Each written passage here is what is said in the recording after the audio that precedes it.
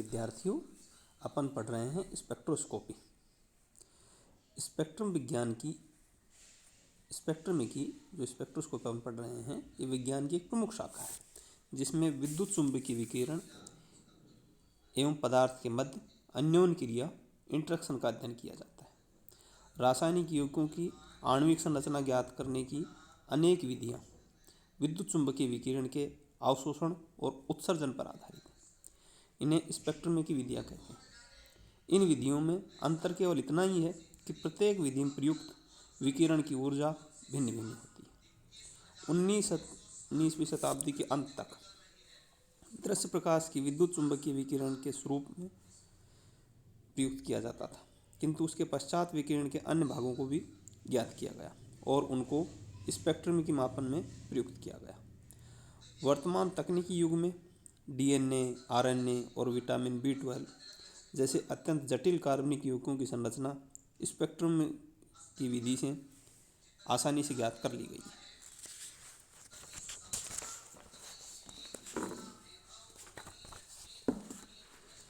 Caesium, rubidium, helium परमाणु क्रमांक 92 के बाद वाले सभी तत्व स्पेक्ट्रम्स की विधि के फलस्वरूप ही खोजे गए। भारत के भौतिकी में एकमात्र नोबेल पुरस्कार सर चंद्रशेखर वेंकट रमन को स्पेक्ट्रोस्कोपी के क्षेत्र में प्राप्त हुआ। स्पेक्ट्रमिकी में उन संक्रमणों का अध्ययन किया जाता है जो एक अणु के विभिन्न ऊर्जा स्तरों के मध्य प्रयुक्त विकिरणों के अवशोषण से प्राप्त होते हैं। प्रिज्म के माध्यम से श्वेत प्रकाश का वर्ण विक्षेपण, डिस्पर्सन, व्हाइट लाइट एवं तथ्य शताब्दियों से ज्ञात है कि जब श्वेत प्रकाश कांच के प्रिज्म पर पड़ता है तो वह वायुमंडल के अधर वर्षा की बूंद पर पड़ता है तो अनेक रंगीन भागों में विभक्त हो जाता है। इसको वर्ण विक्षेपण या कलर डिस्पर्सन कहते हैं और इसका स्पष्टीकरण सर्वप्रथम आइजैक न्यूटन ने सन 1666 में किया। उन्होंने बताया कि विभिन्न रंगों के प्रकाश के लिए कांच अथवा वर्षा की बूंदों को अपवर्तनशील अथवा अपवर्तनांक भिन्न भिन्न होते हैं और इसी कारण विक्षेपण हो जाता है। ये रंग इंद्रधनुष के अनेक रंगों लाल से लेकर बैंगनी तक होते हैं। सन 1800 में हर्शल ने स्पेक्ट्रम के लाल रंग के सिरे पर एक तापमापी रखकर प्रमाणित किया कि स्पेक्ट्रम के उस भाग में ताप बढ़ा देने का प्रभाव होता है। इस भाग के विकिरणों को अवरक्त इंफ्रारेड कहा जाता है।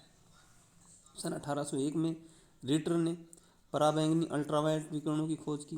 उन्होंने देखा कि सिल्वर क्लोराइड को स्पेक्ट्रम के वॉयलेट सिरे पर रखने पर सिल्वर क्लोराइड काला हो जाता है और ये कालापन अल्ट्रावायलेट विकिरणों द्वारा सिल्वर क्लोराइड के विघटन से कारण होता है।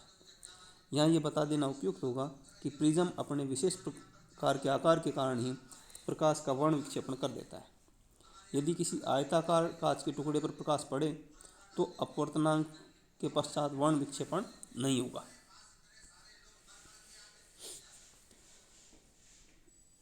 हमें प्रकाश समूह की प्रकृति के बारे में जानकारी होना आवश्यक है ताकि समूह के अपने मार्ग में आए अणुओं के साथ इंटरेक्शन को समझा जा सके। स्पेक्ट्रोस्कोपी में प्रकाश समूह के तरंग एवं कणीय दोनों प्रकृति का उपयोग किया जाता है। बच्चों, दोनों अभिक्रियाएं तरंग एवं कणीय विकिरण एक दूसरे के विपरीत हैं। अब बात करेंगे अपन इलेक्ट्रोमैग्नेटिक रेडिएशंस की, विद्युत चुंबकीय विकिरणों की। विद्युत चुंबकीय विकिरण किसी स्रोत के द्वारा प्रकाश ऊर्जा आदि के रूप में उत्सर्जित विकिरण होते हैं। उन्हें किसी प्रकार स्रोत द्वारा संचलित सरल आवर्त गति की तरह ही होती है। इनकी गति एक सीधी रेखा में तब तक गतिशील रहते हैं जब तक परावर्तित अथवा अपवर्तन ना हो। इनके कुछ विशेष गुण है बेटा। पहला है, ये द्वैत अर्थात ड्यूल नेचर के होते हैं, अर्थात कणीय और तरंग दोनों ही प्रकृति के होते हैं। इन तरंगों में विद्युत और चुंबकीय क्षेत्र एक दूसरे के लंबवत कार्य करते हैं तथा साथ ही संरचना की दिशा भी लंबवत होती है। विद्युत चुंबकीय विकिरणों को तरंग दैर्ध्य व आवृत्ति भिन्न भिन्न होती है। क्योंकि विद्युत चुंबकीय क्षेत्रों की तीव्रता स्रोत पर निर्भर करती है, अतः ये परिवर्तनशील होती है। विद्युत चुंबकीय विकिरणों का वेग निश्चित माध्यम से स्थिर रहता है। सभी विद्युत चुंबकीय विकिरणों द्वारा प्रकाश के वेग से गति करते हैं। विद्युत चुंबकीय विकिरणों की क्वांटम प्रकृति होती है। अतः इनकी व्याख्या ऊर्जा के बंडल या पैकेट्स के रूप में अर्थात क्वांटा के रूप में अथवा फोटोन के रूप में की जाती है।